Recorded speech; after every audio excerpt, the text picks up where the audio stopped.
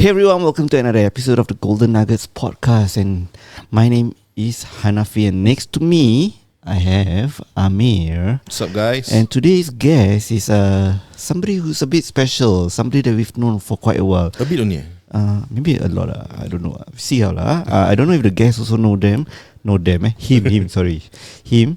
The guests know him. Of course, the guests know himself. Sure.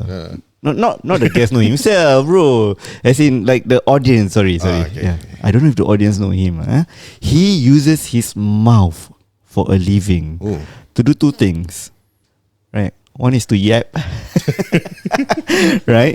And then the other is to eat. Okay. Introducing to you guys none other than Syuk Eats. Alright. Hey guys, good morning, good everything. Depends on what time you're watching this. Yes. Okay, so Syuk, for our listeners who perhaps don't know you, can you share with us who is Syukri Azman? I mean, give your full name. Oh yeah. You like shocked, are you? I was like, when people call me Syukri Azman, it's probably they know me from LinkedIn. From LinkedIn, yeah. From LinkedIn. Yeah. If you know me from other platforms, typically you would still figure out my name. What is Syuk? Syuk what? Okay. So sorry, your question is? Who is Syukri Azman? Who is Syukri Azman? I am. Where should I start? How should I even start this? I basically, like what was introduced just now by Hanafi, I use my mouth for a living. Okay. Depends on where people know me from. If let's say you know me from LinkedIn, I am that guy who does training and people development. Okay. I've been doing that since 2010. I think we can share more about that later on. If you actually see me from other social platform, then that's the Syuk that does a lot of content creation as well as hosting. Okay. Okay. But all in all, these three things, right? Hosting, training, eating. It's all using my mouth lah. To Hanafi's point, he's that guy that actually uses his mouth for a living. Yeah. So you yap a lot. That's why now you get called the LinkedIn voice. Okay lah. LinkedIn top voice. So I need to use my voice lah, my mouth. Wow, interesting. We're going to touch on the LinkedIn part on the second part of the show. Okay. Perhaps you can share a bit about yourself. Who was Syukri back then? What do you study before you even start your career? Okay.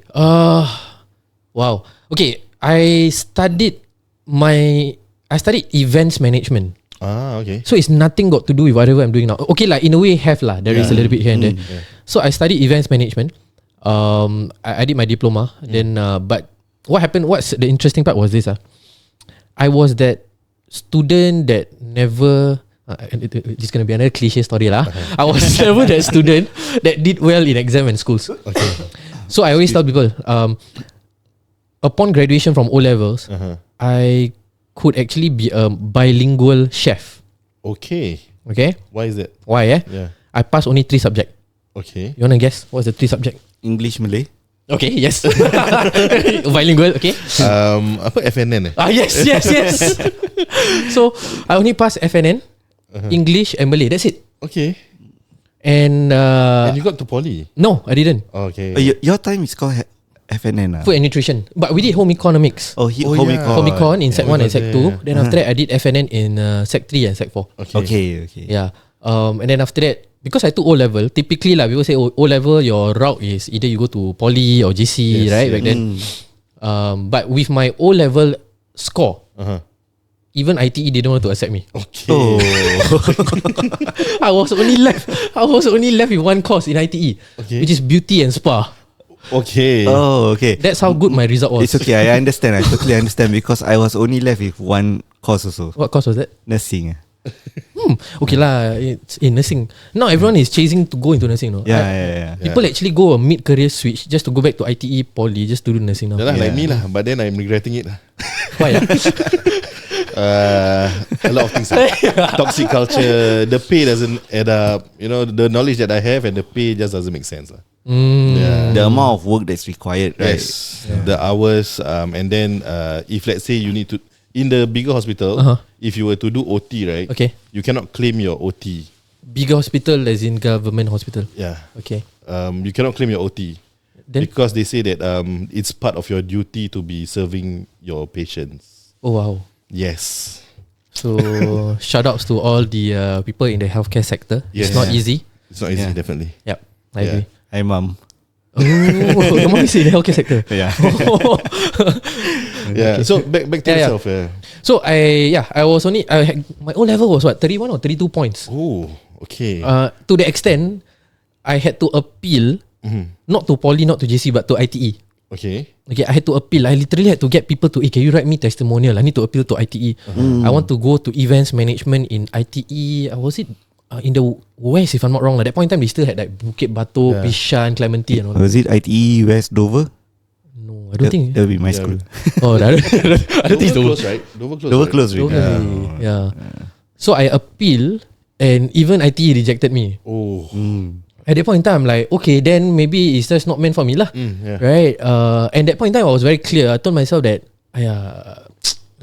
okay lah, I'm not sure I can say this lah, but I didn't believe in the secular approach of schools Okay. at that point in time. Right? Because things was very structured. What's defined as success was you need to have certain aggregate, whatever nonsense lah. Yes. So I was like, okay lah, let's just go with it lah. Then after that, I didn't go to any of the 3 courses, schools, ITE, JC, whatever. Then I told myself, but I still need to get some qualification lah. Yep. That's when I decided, okay, let's go to a private school, Okay. Smart choice. but expensive lah. Smart but expensive lah. Yeah. And that was my diploma on its own. Just imagine 1 year diploma. That was already about 7.4 thousand. Okay. And if you go to poly, it's much cheaper than that. I mean, there's a lot of grants and all that. Yeah.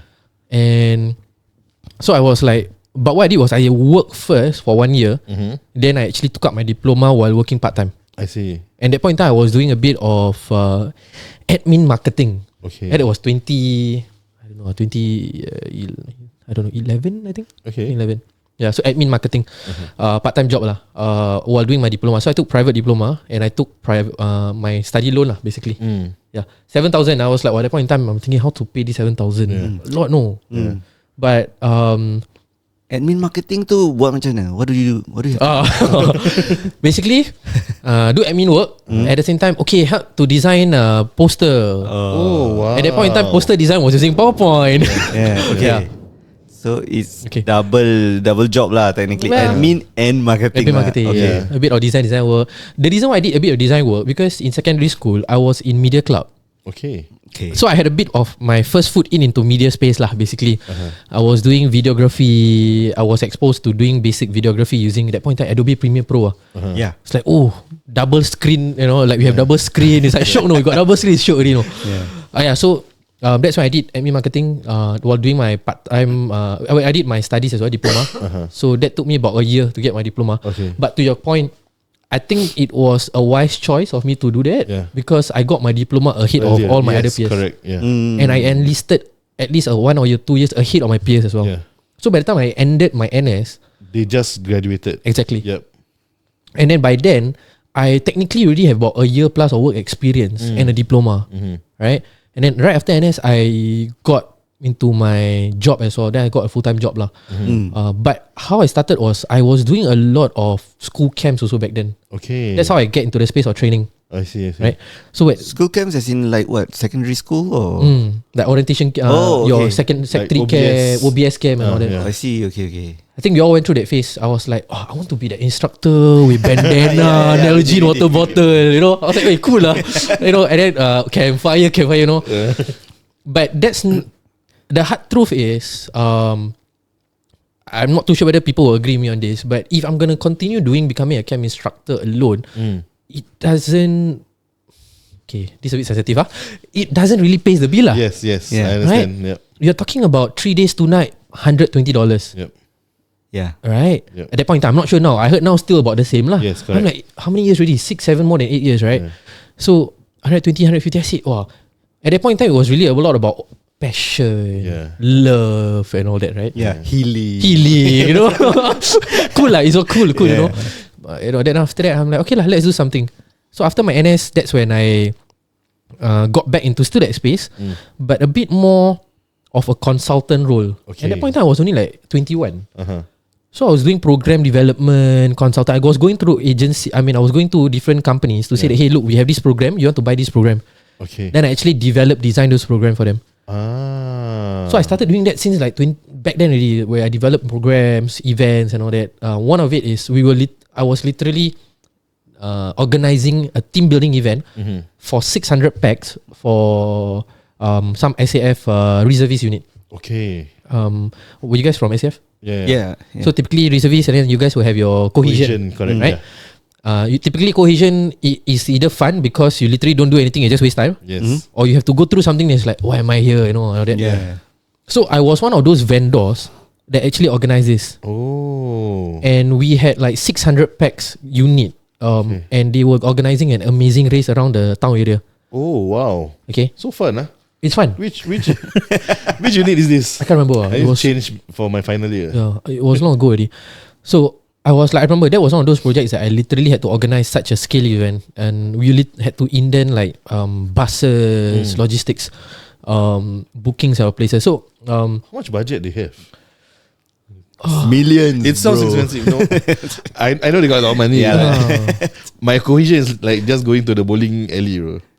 Really? Yeah, that's all. Mine we went for what do you call that? Prawning. Wow. Then we still eat the prawn. Okay. Like a lot of prawn. Like Yeah, mine is just bowling. So I think if I'm wrong, I think per that point in time per head lah, they go by per head. I think it was about in the range of $20+ per head for cohesion. So imagine you got 600 packs Yeah. times $20+ or even $30+ for that Yeah. matter. The numbers come from there lah, few thousand lah, basically. Yeah lah. So I kind of played around with that space, doing training, doing program development, designs and all that. That was when I had my first foray into hosting. Okay. So I've been doing hosting for quite a while, but I did not talk about it openly, Okay. right? Because I was doing a lot more corporate hosting. I do roadshows, I do product launches, event launches. For example, we did one hosting at Clarke Quay, and that was back in 2015. Okay. You know, while people are telling me, oh, Syuk baru nak Syuk is just about to get into the space of hosting now, right? Actually, I did hosting in 2015, 2014. I was even doing event launches at Clarke Quay for a public event with the ministers all around as well. Only in the recent years lah, then I started doing a bit more weddings. Okay. That's where the Syukri with baju kurung with songkok, I see. with pantun. In the recent years lah. Correct. Yeah. Yeah. So then after that, I then pivot a little bit. Then I was like, okay, I was already in that space of corporate environment. Yeah. I said I want to get into that point in time. It was a trend or the era of startups in Singapore.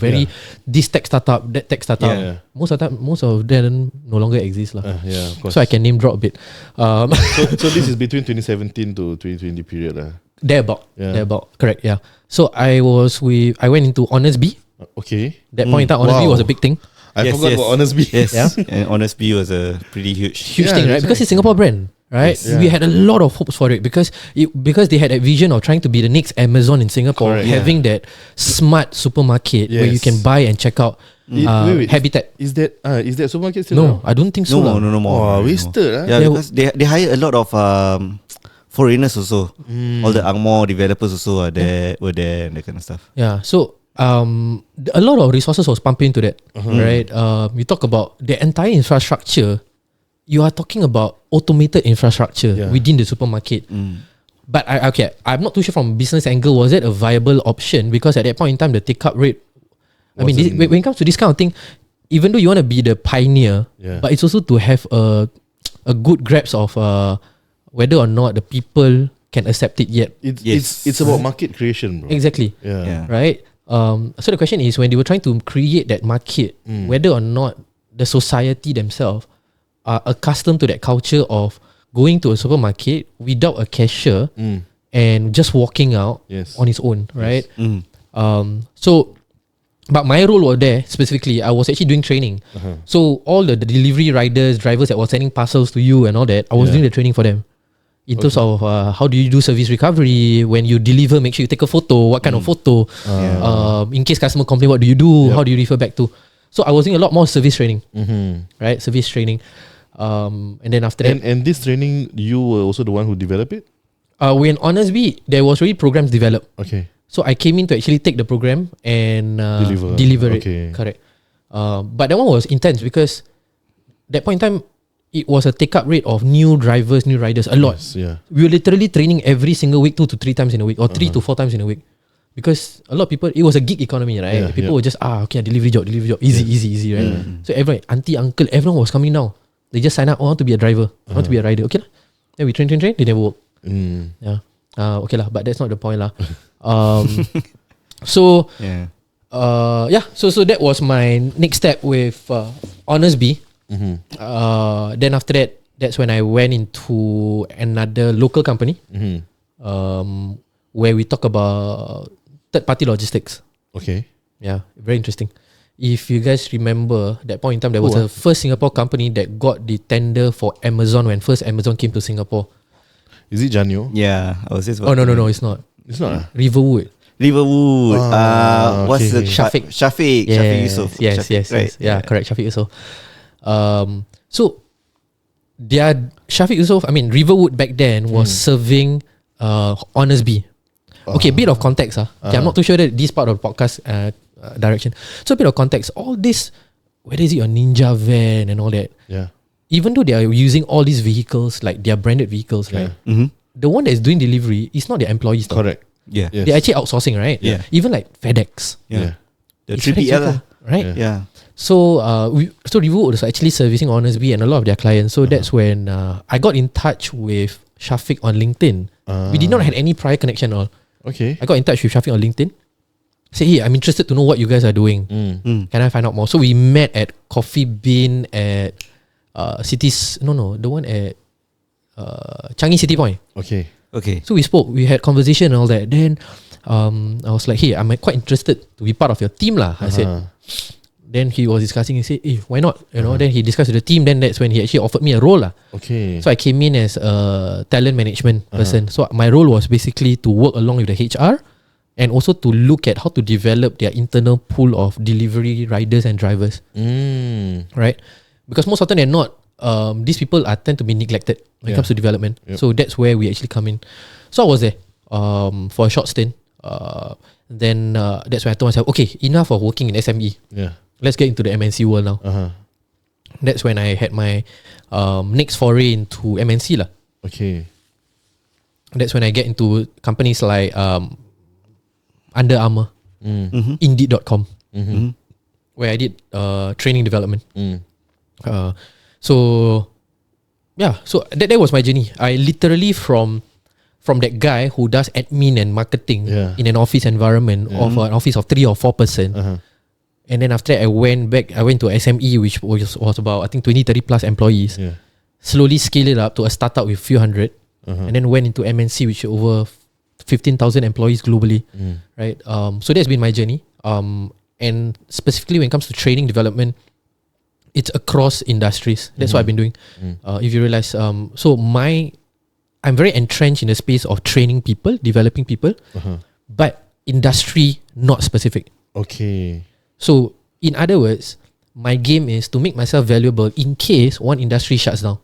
I see. Right? If let's say now, put it this way, tech industry collapse. Yeah. In a way they did in a way, right? With all the layoff and all that. Yeah. Then I am not restricted to just being in tech lah. Correct, yeah. Right? I can still go back into retail, I can go back to third-party logistics, I can go into sales training. Yes. So it widened my capacity, but still doing training development lah. So that's a bit. So actually, that's not a bit. Quite long with that lah. But yeah. I mean, it's an interesting journey because like you mentioned, you were just an admin and then you went to SME and then you scale up to MNC. Not many people have that kind of career path. How do you at that point of time realize that like the time when you actually left Honours B, right, at that point of time, right? When you left Honours B, how do you realize that okay, it's time for me to go to the next level, which means MNC? Like, what give you that realization? Like a lot of people, right? They are very comfortable with their job. Yep. And then they tend to stay at the job like maybe 5-10 years. But from what I see and from the number of years that you have worked and the number of companies that you have served, I can say that you have served a lot of different companies, right? In a short period of time. Correct. Yeah. So there's two parts to this, right? Let's let's just address the elephant in the room. The word job hopping. Yeah. Okay. The term job hopping itself can either be seen as something that's beneficial, or is it seen as something that is actually detrimental to someone's career? Okay. So I think for my case, I would say I am just lucky, of course with his blessings, that my job hopping was giving me the benefit that it's supposed to be, which is first, career growth, salary growth. Because to me, as long as you're career or job hopping, it should actually has a benefit to you, right? Which is a bump up in your career or salary, right? So I think just, Amir, back to your point about in terms of that change of organizations or career. For me personally, one of the motivation for me was that to scale up or jump in terms of salary as fast as possible. Yeah. Because I feel in a corporate world, if you don't do fast enough, you gonna miss the train lah, or miss the boat lah, or miss whatever lah, right? Yeah. Second, I feel at that point in time, I had something to prove. Okay. Which is people actually at that point in time lah. Because I think going back to the education part, I wasn't that person who actually did well in school. Neither did I actually had a local diploma or degree, right? So I told myself, okay, I need to have that scalability for myself. So I told myself, the only way to do that is to accelerate my career lah. Yeah. But the only way to do that also is not to be in the government sector lah.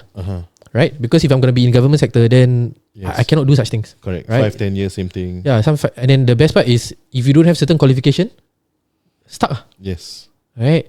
So I told myself, the only way for me to accelerate is to jump in a corporate world where they don't even see your qualification. They purely see your experience.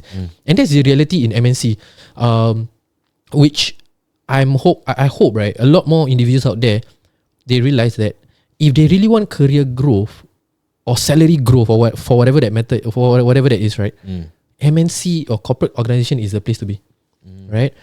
Because they really see your qualification. They actually see your experience and not just your qualification lah, basically. So that was the two reasons lah. It's really career growth and at the same time salary growth. This is two for me. Yeah.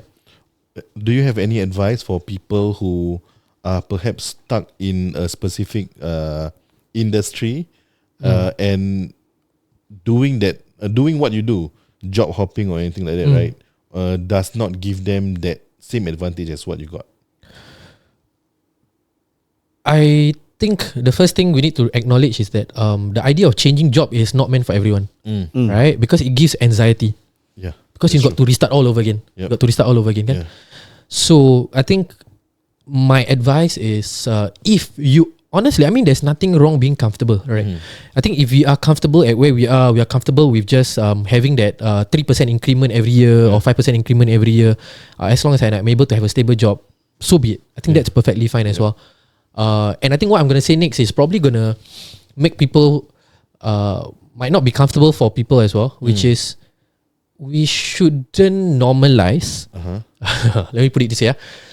I think we shouldn't normalize the idea of always having to hustle and grow. Okay. It's okay to be stagnant. Okay. Right?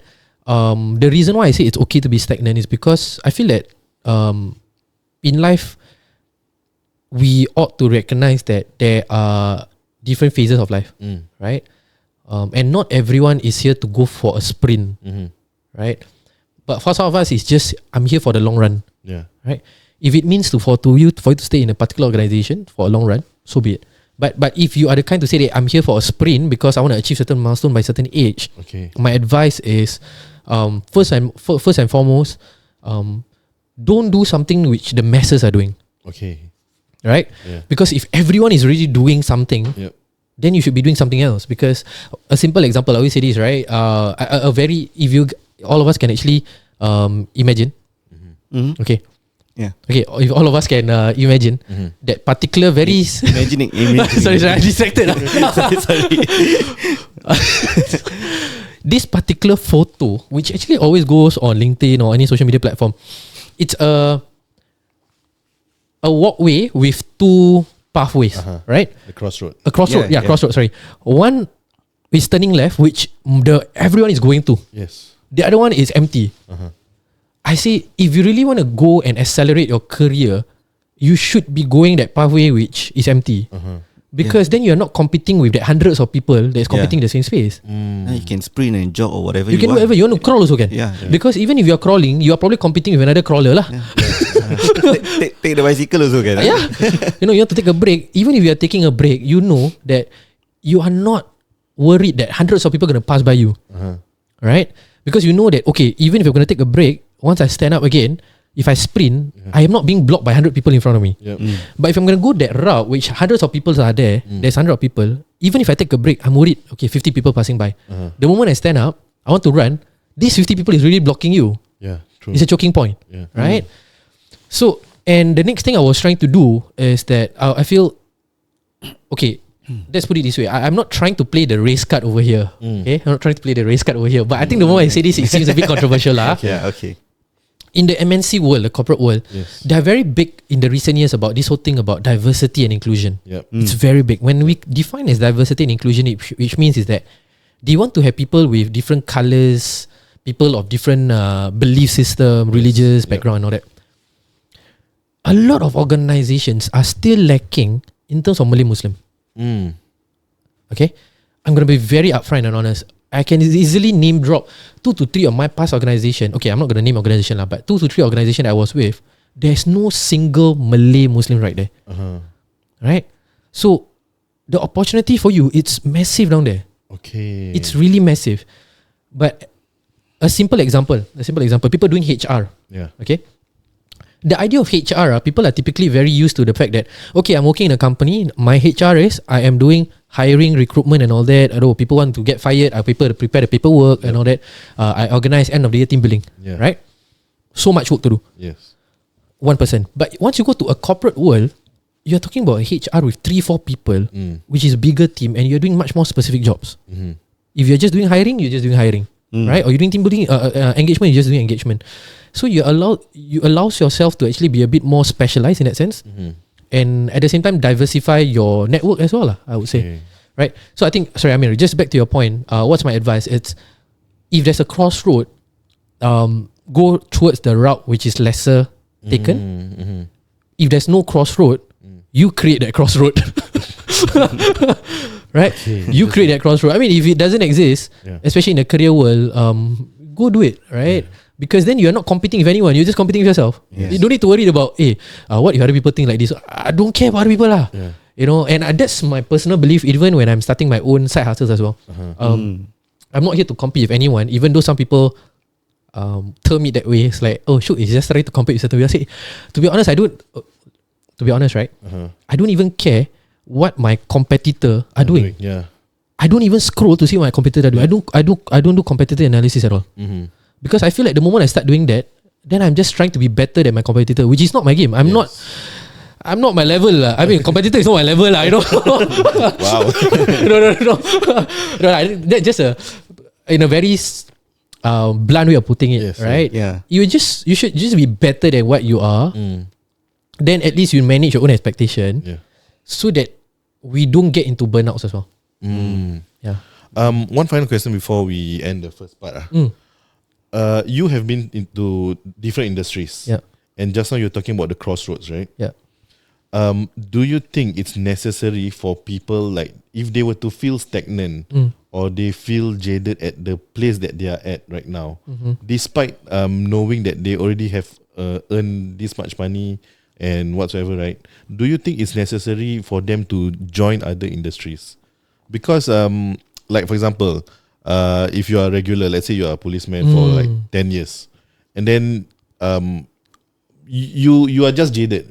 You just don't want to do what you have been doing for 10 years. And also with what you have seen, I know it's mentally stressful for them lah. But it's always difficult to take that jump into another industry. You having the experience on going to different industries, what are your best advice for them? And what would you say that to them that perhaps can give them that change of heart to perhaps take that leap of faith? We are seeing a lot of police officers becoming real estate agent as well. Yeah, real estate and like the past 1 week, right? Every time I take Grab or taxi, a lot of them are ex police officers or IOs. That's the reason why I stay police officer. Yeah. I think first we need to recognize that what keeps us alive, I would say, right? Because the last thing that we want is to get into a space or a career or a job or a business which actually drains the energy out of us, right? But I think to your question, Amir, I would say my advice would be explore while you still can. Okay. Right? Explore while you still can. Especially if, let's say, you have that financial capabilities, stability, or whatever you define as stability. Go and explore. A simple example, I think we are seeing a lot more, for example, former people from the SPF are going into the tech industry. Yeah. Right? Because tech industry is hiring a lot of compliance officers. And they're actually looking for people who are in that space of compliance, regulatory and all that. I know quite a number of them who are formerly from SPF that's in the tech industry or banking industry, for example. So if you ask me, my advice is go and explore, right? Don't limit yourself to just being what your other colleagues are or former colleagues are doing. Especially in the corporate world, there's really a lot of roles, right? Especially at this stage, at this phase, right? A lot of companies are being set up in Singapore. They require someone who has good knowledge in terms of regulatory regulations, policies, compliance, which people who were formerly from just a corporate world might not have as much in-depth knowledge. But if you were formerly from the government sector, you carry a lot of valuable information, knowledge that actually is very useful for the private sector actually. So to your point, I would say go and explore, really go and find out. But I think it's also important to have conversation with people. And I got to say this, even though it might not settle well with a lot of people out there, when you have conversation with people who are already in that space. I know there's a lot of career coaches out there. I'm not putting them down, but a lot of career coaches are people who have been doing career coaching for the past 10, 20 years, but they do not know the industry trend. Okay. Right? A quick example, I spoke to a career coach and I said, hey, do you know that there's such thing as unlimited leave? Okay. And this career coach, you mean there's such a thing? I said, wait, career coach doesn't know about all these trends? A bit funny, right? Yeah. Right? Or even things like, working remotely, right? For example. So I feel what you can do is to have conversation with various groups of people, and also to have your presence on LinkedIn, right? Because when you get on LinkedIn, then you're connecting with people outside of the supposedly your world, right? Because when you get on LinkedIn, it's really people, and you don't have a lot of government sector people on LinkedIn anyway, right? Because they're very cautious, Correct. So, I cannot post anyhow. Later my bosses see and all that. So it's not only that; it's also because their colleagues are not in there. Their future employers, if they were to stay in the industry, is also not there. Yeah. So my suggestion is, if they're looking at that shift, get on LinkedIn, right? I'm not promoting LinkedIn, but I've seen a lot of benefits out of it. But so my suggestion is, get out of your own circle, get connected with more people, have conversation, just drop a DM, just have a chat with people. I think people are more than willing to actually share those inputs with them. So I think that's my basic advice. I think that's a good segue to our second part. Which will be talking about all the different hustles that he's... Yes. All the different hustles, and also we want to focus a bit about LinkedIn because top voice, man. I want to understand how he yap. So if you guys want to find out how he yaps, stay tuned for part 2. See you guys in the next one. Bye-bye.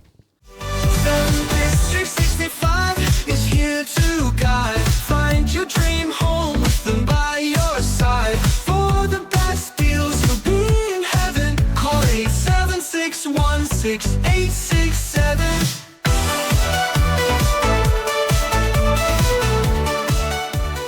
Hey everyone, welcome back to the Golden Nuggets podcast. This podcast is brought to you by Selling District 65. Ami.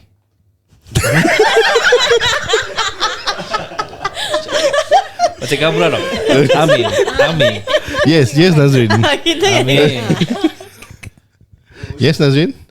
How can I help you? What are we going to talk about today? Please. Okay, so today, Happy New Year, everyone. Happy New Year. Happy 25. So we want to know more about our guests' holiday, because when I see their Instagram, I was like, wow, if only I'm there, with the hot air balloon and all the cafe that you go to, right? We didn't actually take the hot air balloon because we didn't have the chance during the week that we were in Cappadocia. It's either no wind or too strong winds. Oh, Due to weather. So due to but weather. you stay at the hotel. Yeah, but we had an even better treat than Oh, the hot air balloon. which is? We went for a helicopter ride instead. Oh, wow. Wow. So from Cappadocia to Istanbul is a helicopter, right? No. It wasn't. We took domestic flight out to Istanbul. Uh-huh. When we reached Istanbul, one of the days, our brother, Rauf, he actually surprised the whole family with a helicopter ride to have a bird's eye view of Istanbul. Wow. So Okay. it was a surprise from him lah. Okay. So before we go any further, maybe you can share with our listeners where exactly did you go to? We went to Turkey. Turkey. Betul tak pronunciation? Cik Mei. Check me.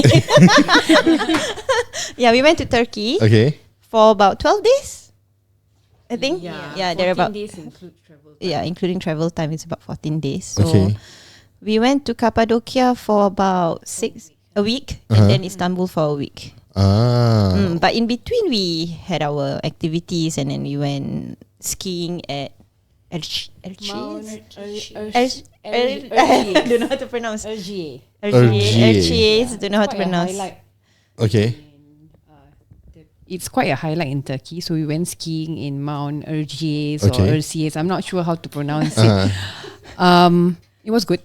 Yeah, it's our It was first very time good. experiencing snow, like literal snowfall. Oh, okay. So before this, you guys haven't been to any Not me. snow? I think they have. Yeah, Yeah, we've seen snow, but that one is powdery snow in Mount Erciyes. So Okay. because it's for skiing. Uh-huh. So I don't think we did so well in the skiing lah. You can ski.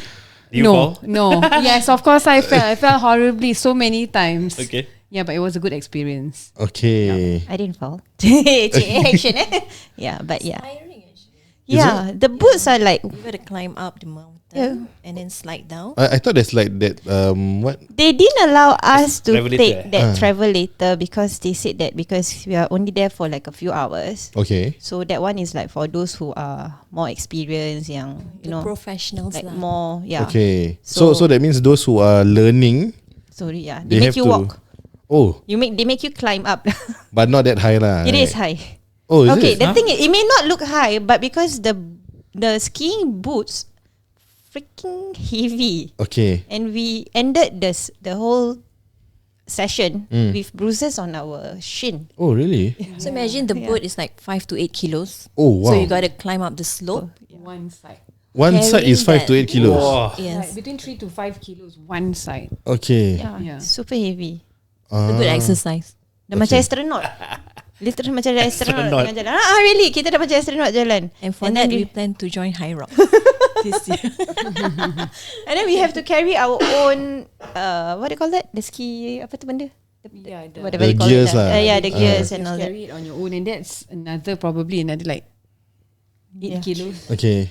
Yeah, 5 to 8 kilos. No, the thing that one tak berat lah, but including the shoes and heavy Yeah, lah. it feels And then very plus we have multiple layers of clothing Uh-huh. because it's freezing there. But how high do you have to climb to ski now?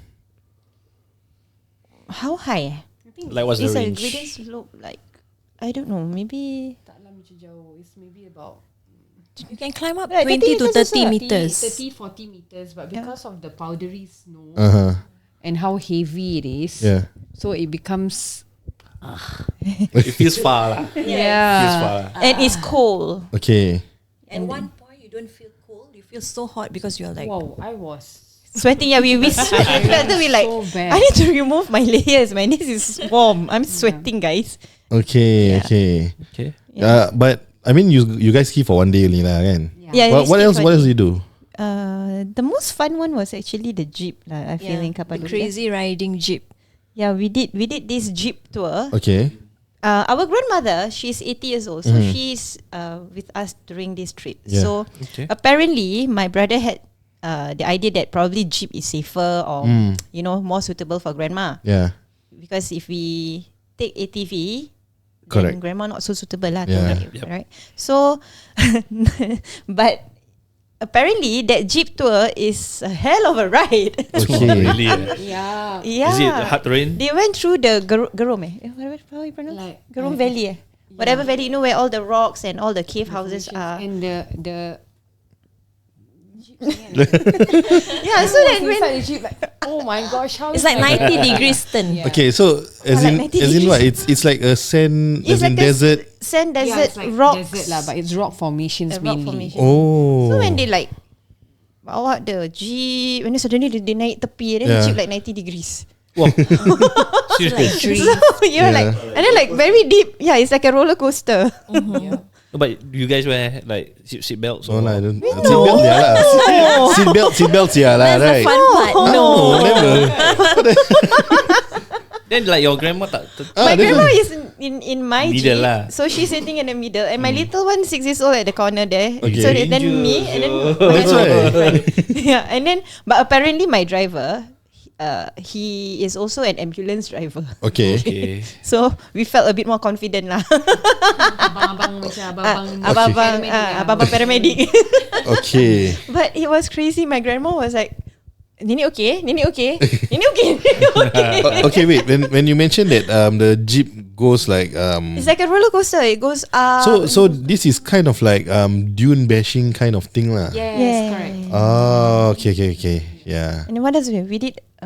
Horse riding is Oh, so yeah, I saw. beautiful. So cool. Yeah. But horse riding is pretty scary Why? Why? because Okay, first of all, which area exactly? Gerom. I don't know how to pronounce. Sorry if I pronounce it wrongly. Goram. Goram. Goreme. Gorimi. Gurami. Goram Valley. Goram Valley. Okay. Yeah. So in Goram, so each of us had our horses. Okay, Grandma didn't take this one. Okay. Don't worry. I know you guys are wondering. Then we went up to the hills, and then it's really like a, when you look It's a down. narrow kind of. Yeah, and then if let's say the horse slip, dengan Habis kau lah. sekali, Nanilah shortcut kat situ. Okay. Yeah. It's like how the horse climb up Mount Batur. It's like that. It's quite narrow and Very narrow. Just don't look down lah. But there are there's certain areas. Width of the walking space for the horses. Sorry, I cannot hear you. The width of the space for the horse and falling down is probably like About the same How far? half a meter. Okay. Half a meter is pendek sih. Yeah. Serious. So it's Yeah, very so narrow when I was on the horse, I closed my eyes. I'm like, oh my god. Oh no. My god. Yeah, they have to catwalk. Oh, pandai juga Yeah. If by any chance there are scorpions there, or I'm not sure what horses are afraid of, Okay. you can bite them. And then they roll down the cliff. That's it. But there's no cases of horse falling We never down, ask. Right? Never ask. Yeah, I don't want to know. The horse ride, is it expensive? No. Like how much is it? Actually, you can go on Klook and then check it out. It's about $30 plus. Oh, not Per bad. horse. Yeah. Oh, For an that's hour. So if you want 2 1 hour. hours, An it's hour? like 70. We went for like so 2 long. hours. No, like 10 kilometer like that. But we went 2 hours. Kau jauh. 10 kilometer. Yeah, Kilometers but is plus far. we took with the drone and all that, so probably it's a bit more expensive lah. Yeah, but nice lah. You see every horse. No, they know their positions and they are very trained, very domesticated, quite well trained. So even their horses know which they have to jalan behind which other horse. Yeah, so okay lah. the Actually, best part is we went through sunset. So the With the horse yeah. Wow. The horses. So Wow, sure. scenery is really awesome. So that's like around what time? Like Maghrib is it? um, Before Maghrib their Maghrib is like very very early. Okay. Maghrib is like only like 6 p.m. over there. So 5 plus 6. 5 Yeah, we are plus. 5 hours. Turkey is 5 hours behind. So the youngest that went is your My 6-year-old. Yes, my 5.5-year-old. 5.5. Okay. He's on the horse with me. Okay. Let me try to think whether I can or not. Cannot lah, I got baby Baby, cannot lah. Yeah. But anyway, so this is out of Istanbul Yes. and then Istanbul is another 7 days Yes. Okay. So we'll go to the next part to talk more about what you guys do in Istanbul. because it's been, I think, almost 20 years since I went to Turkey. 20. Yes. Wow. Yep. All right. So we end this section, guys. So for any property matters, please contact the Selling District 65 team at 8761 6867. I'll see you on the next one. Bye bye.